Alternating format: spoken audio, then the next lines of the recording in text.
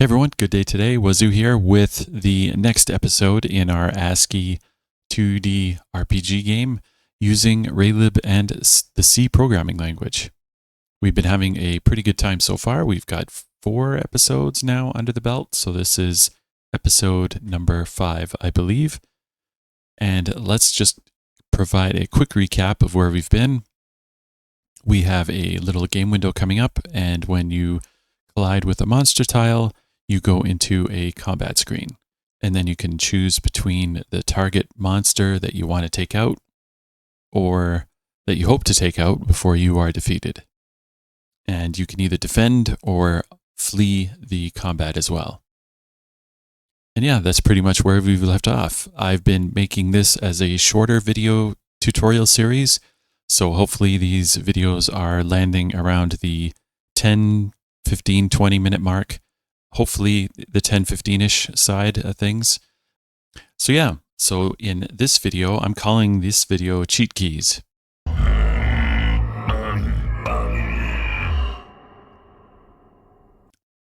As you're working on your game, you will quickly find that you need to cheat your way around the system in order to test different functionality that you're putting in, instead of trying to manually recreate all the necessary conditions in order to trigger something that you're trying to test out in your game. So for example, in our combat, it's been pretty quick so far because we can just restart the game and go into combat mode and test out the features that we've had so far. But there will soon come a time when things will be even more difficult to recreate every run through. And so if the conditions to something need to be pretty precise in order to test it properly, then it helps to kind of build in things like cheat keys. And a lot of games do this. And so I figure that today we will put together 3 cheat keys. So the first one we'll touch is being able to draw the frame rate. And this is just a really quick, easy win because the functionality is pretty much already there within Raylib. The second one will be to be able to restart the game at whatever point you're in. So for example, if we're midway through combat, in order to test different variations of the combat, we can restart the game and it zaps us back to the beginning where we've reset all of our variables and all of the structures, arrays, everything like that, reset the state, and that lets us quickly retest things that we need to instead of stopping the game and restarting it to get into where we need to be. And the third cheat key I think we'll build in is one that will take a screenshot for us. And this is crucial pretty much on any game that you work on these days, any project. It's fun and easy, and it keeps you going if you're able to post screenshots of your game on social media somewhere. So first one, let us get started with drawing the frame rate, drawing the FPS.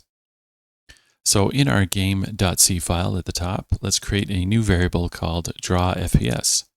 So bool draw_FPS, and we'll set it to false.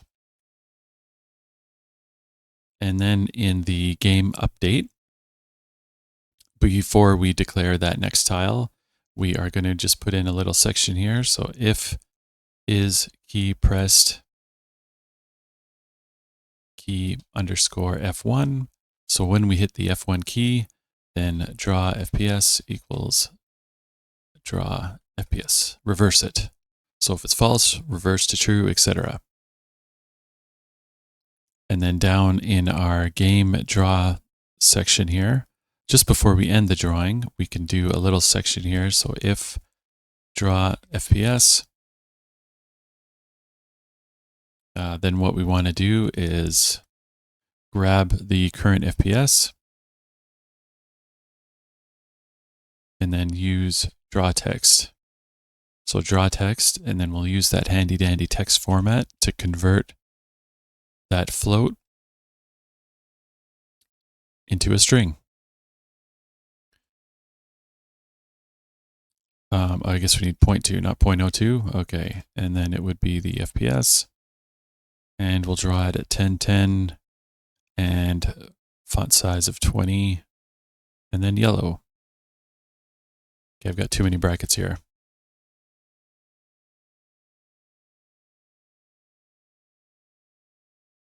Okay, text format, draw yellow. So let's quickly test this out. And F1.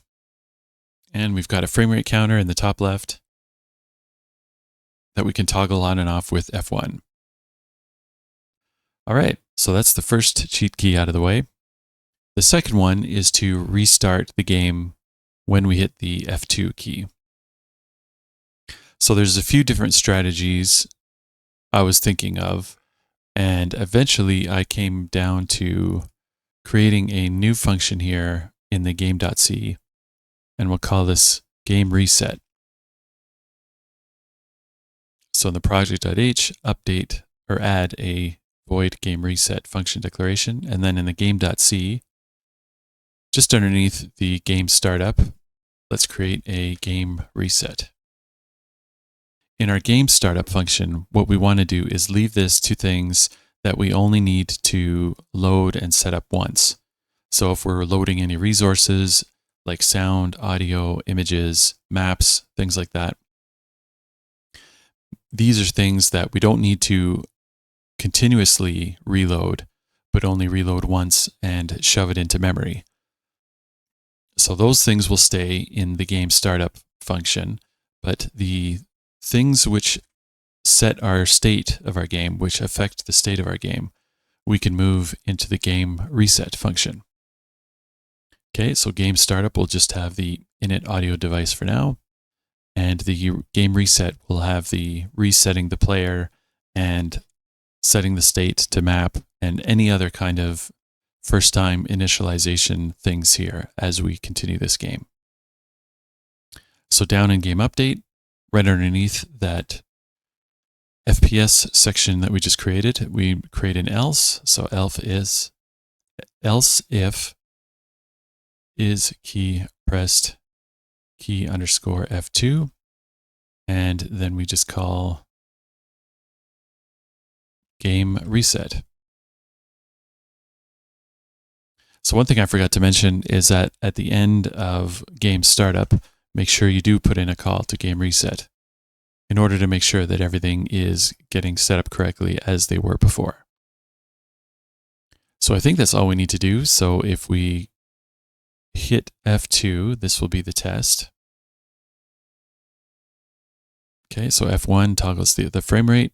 And then if we run around the screen and hit F2, we should restart back in the top left. Okay, and let's try entering combat and resetting. Okay, perfect. Nice. So lastly, what I want to do is create a screenshot capturing key.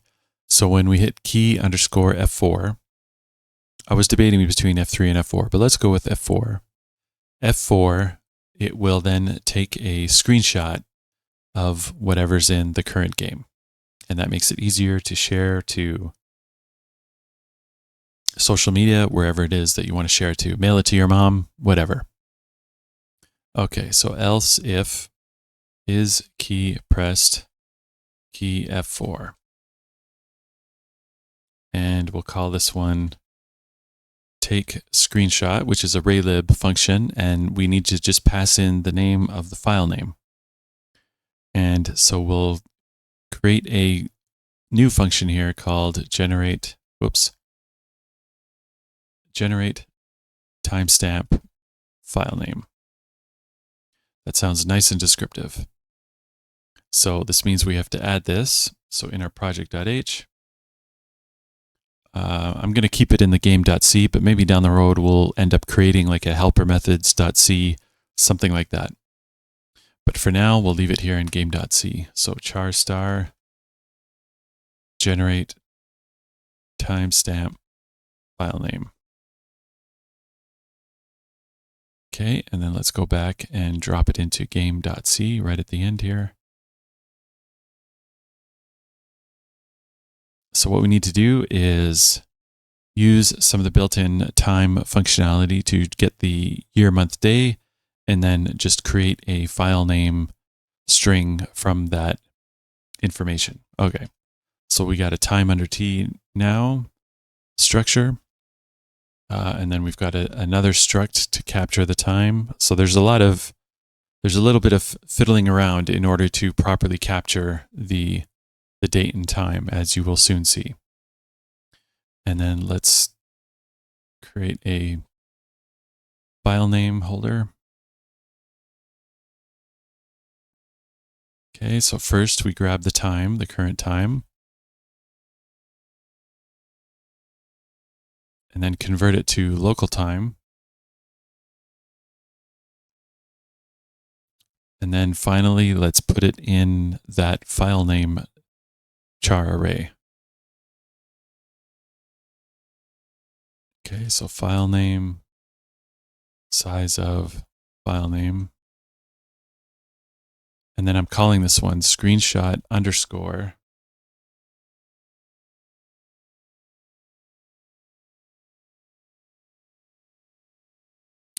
And screenshot underscore, and then percent capital Y for the year, percent small m for the month, and percent small d for the day.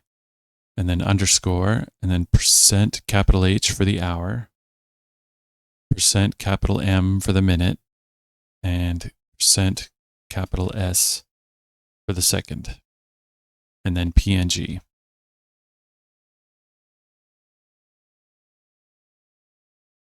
And then that's the name that we want to return.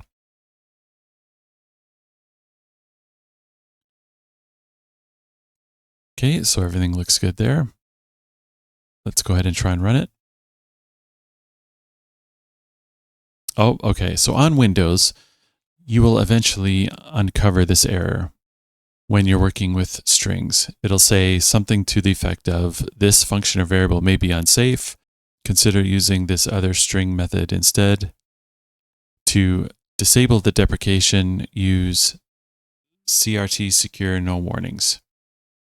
And so this is pretty much only a Windows thing. And so what I've done to kind of manage this is in the project.h header file, right at the top, just before all the include statements here, you just have to, we declare a new preprocessor block here. So hashtag if, and then defined underscore win64. So if we're on Windows compiling for Win64, then what we want to do is hashtag define underscore CRT secure no warnings and hashtag end if. So if we're only on the Windows platform compiling for Windows 64, then define this CRT secure no warnings. So let's go ahead and try running that. Okay, and it seems to run. So again, F1, we do the frame rate. F2, we restart. And F4, if you look in the output that Raylib generates, we've now got some entries here that a screenshot was generated with a file name of the year, month, day, and the hour and minute and second. And if you then go to your folder where the project is in, you will find the screenshot. Cool. And that is it for today. This is a nice and quick one. As usual, grab the code from the GitHub repository. This should be under tag V0005. And leave a comment down below if you found this cheat keys approach helpful to you, or if there's any other ideas that you had for cheat keys of your own, drop them down below. And maybe we can drop them in the next video. Have a great day, everyone. Peace.